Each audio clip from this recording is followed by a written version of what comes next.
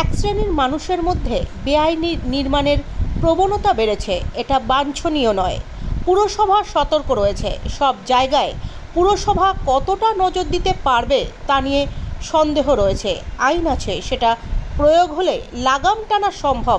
আইন তো আর আলাদা করে টানা যায় না। সোমবার সন্ধ্যায় এসএসকেএম হাসপাতালে গার্ডেন রিচের আহতদের দেখতে গিয়ে এমনই মন্তব্য করলেন বিধানসভার অধ্যক্ষ বিমান বন্দ্যোপাধ্যায়।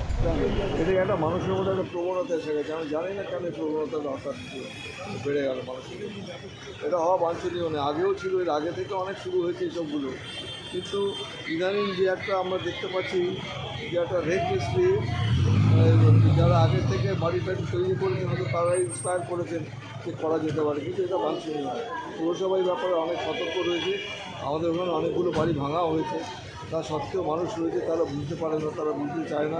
জায়গায় কতটা তারা নজর দিতে পারবেন সে ব্যাপারে যথেষ্ট। লাগাম কারো টানতে হবে। লাগাম তো লাগাম তো নিশ্চয়ই আইন আছে, আইন প্রণয়ন করলে পরেই লাগাম টানবে। নতুন করে টানবার কী আছে?